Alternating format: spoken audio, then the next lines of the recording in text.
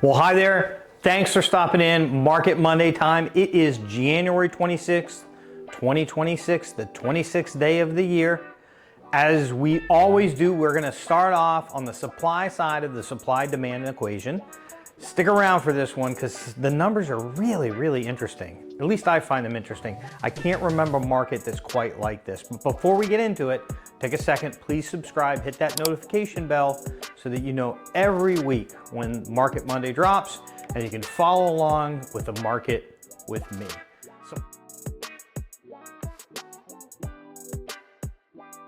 Supply side new listings, 169 new listings have come on the market so far this year. That's 61 new listings just in the last week. Compare that to January 26th of last year, we're at 159. So a little bit more inventory coming on the market week over week. Compare where we are now at 169 to where we were on this day 5 years ago, we're at 202. So we're 20% lower than that. New inventory this week is up to 807 properties for sale. So if you come to Hilton Head Island right now to look at property, there's 807 properties on the market. That's up 11 from last week. But compare where we are on the inventory, from the inventory perspective to where we were a year ago, we're at 871. So we're 7.5% lower than where we were a year ago, where inventory was already historically low. Looking back 5 years, January 26, 2021, we were at 1,050. We're 23% below that number.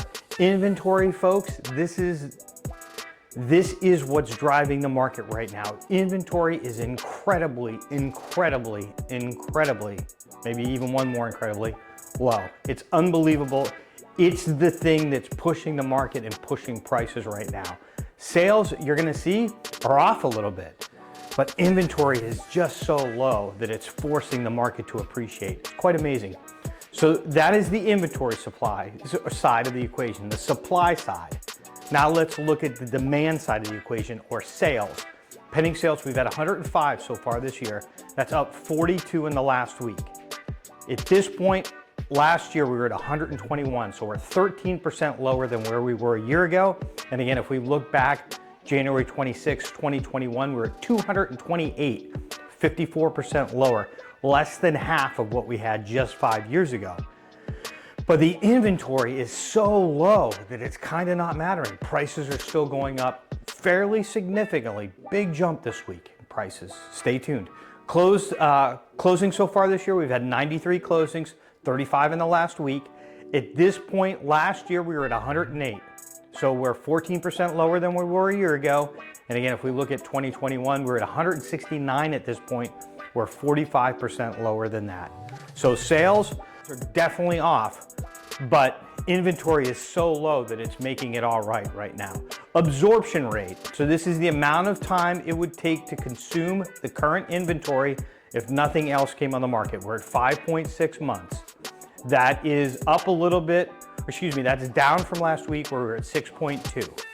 Compare that to where we were a year ago, we were at 5.2, so it's up a little bit. And compare that to where we were 5 years ago, we were at 3.3, again, 5.6. So that number is still in seller's market territory, but not really a strong seller's market. But again, inventory is so low that it's kind of changing how we write the books. Days on the market. 96, a good drop this last week. We dropped 10 days. We went from 106 to 96. Where were we a year ago? We're at 79. So we're 22% higher than where we were a year ago. 5 years ago, we were at 66. So we're 46% higher than where we were 5 years ago. Property values. This is what's amazing, folks. Last week, we reported the median sale price on Hilton Head to be $800,000 year to date. So from January 1st to now, we're at $800,000. We've just added 7 days and the price went up to $850 is now the median sale price, right? That is a combination of prices going up and also higher priced property selling. What I've learned in the past going through these cycles is one of the first segments of the market that comes back when the market booms is the high end. So seeing a jump like that in just a week is indicative to me of not really prices moving up that much, but really the higher end properties selling at greater numbers than it had in the past. So 850 is the current median sale price. What was it a year ago? 714,750. We're up 19% from the same point last year, right? That's what says that it's not a cyclical, a seasonal change, because we're comparing season to season, right? So 850 versus 714, right? If you've been sitting around waiting for a year for interest rates, you can see it wasn't a good move. And I'm gonna tell you right now, if you wait another year, it's gonna be more of the same, folks. Interest rates are gonna come back down, but the cost of waiting in terms of the purchase price is so significant that the interest rates just don't matter. You gotta get in, you gotta get your marker in, and then refinance down the road. So again, we're at 850. A year ago, we were at 714, 750. 5 years ago, we're at 490,750. That was the median sale price on January 26th, 2021, 490,750. We are 73% higher, our prices, than where we were just 5 years ago. So quick wrap up on the stats. Inventory is down 7.5%. That 7.5%, again, it's significant because it was already down. Closed sales are off 14%. That's a significant number, no doubt about it. But prices up 19% over the last year. Absorption up a little bit to 5.6 months. If you're a seller, it's what I've been saying, inventory is very, very, very low. Every week, inventory is going up a little bit, but not at the same pace that it was going up a year ago. So our low of inventory is always December of the year, December into January. People take their houses or let them expire at the end of the year and then relist them.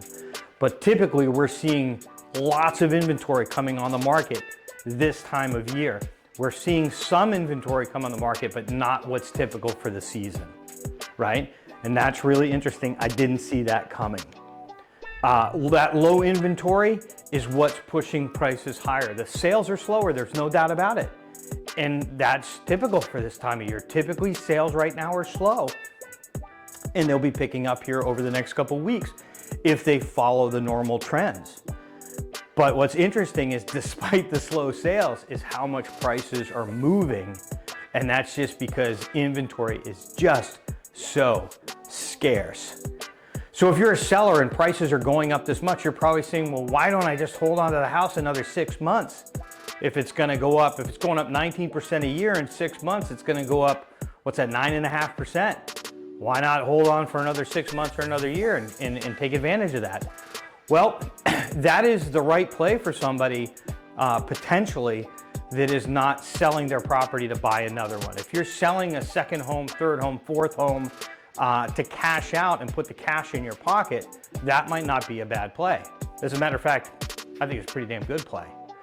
But if you're selling your property to trade up, so you're selling out of $1 million property to buy a $1.5 million property, that doesn't make any sense, right? Waiting that 9 or 10 months or a year where you're gonna get 19% more for your $1 million property, but then you have to pay 19% more for the $1.5 million property that you're buying into.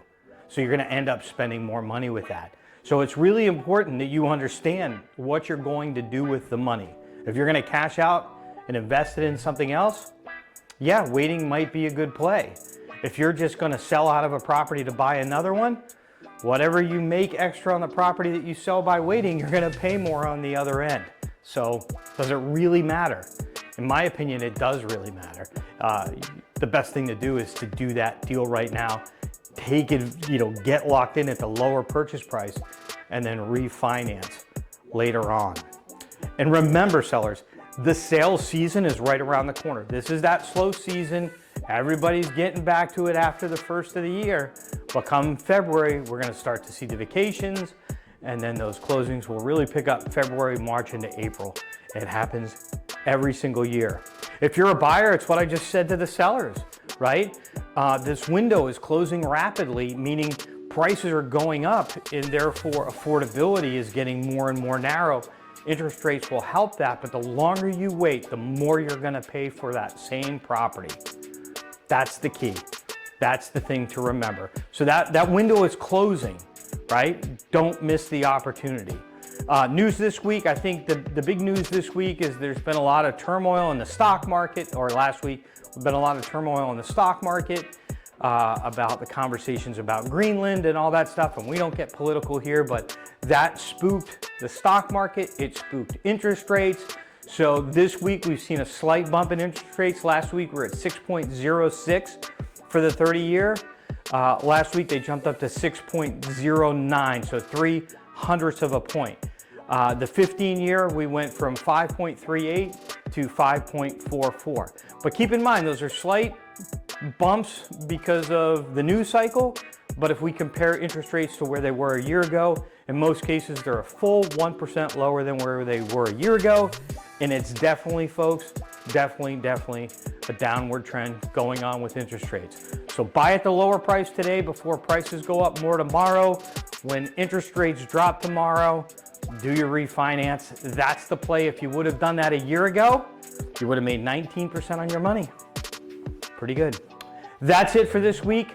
Thanks for joining us. Again, take a second, hit that subscribe button if you haven't already, and hit that notification bell, and we will see you next time.